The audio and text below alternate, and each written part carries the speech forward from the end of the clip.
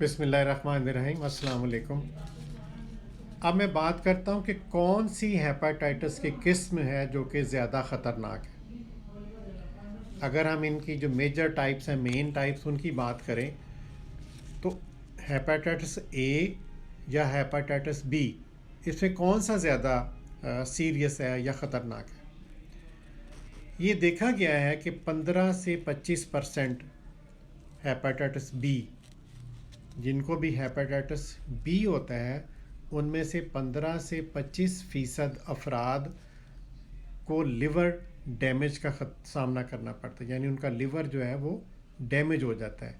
Damage क्या होगा कि यानी वो पहले तो सोजिश होएगी और वो उसका साइज़ बड़ा होगा, फिर वो सिरोसिस की तरफ चला जाता है।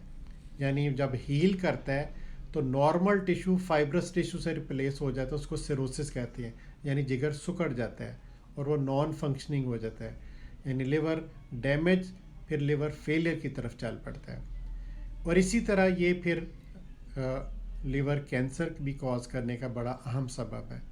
तो इसलिए हेपाटाइटिस ए फैलता तो वो इन्फेक्शन वाले फुजले से है, वाटर बोर्न है, शॉर्ट टर्म है, लेकिन वो इसलिए ख़तरनाक नहीं है कि वो उसको दायमी नहीं बनता, लिवर को डैमेज इतना नहीं करता और ना कैंसर की तरफ जाता है। हाँ, अगर वो हेपाटाइटिस ए भी शदीद हो जाए तो फिर वो डैमेज तो कर सकता है, लेकिन वो कैंसर कॉज नहीं करता।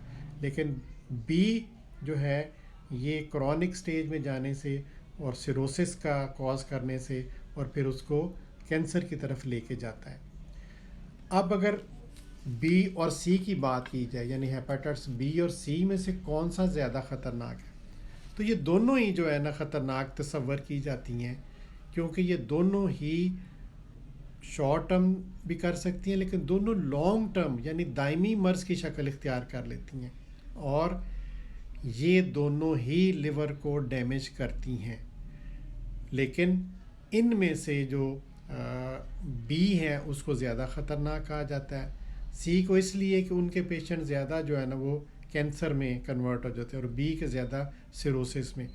तो बी और सी दोनों ही ख़तरनाक हैं, दोनों ही दायमी मर्ज़ इख्तियार कर लेते हैं। अब ये सबसे इम्पॉर्टेंट है कि ये ज़रूरी नहीं है कि जॉन्डस करें, यानी पिलाहट, यानी उसमें जिल्द की पिलाहट, आँखों की पिलाहट वो नहीं होती, लेकिन लिवर डैमेज हो रहा होता है, इसलिए ये बी और सी जो है ये ख़तरनाक होती है। जज़ाकल्लाह खैर। अस्सलाम वालेकुम।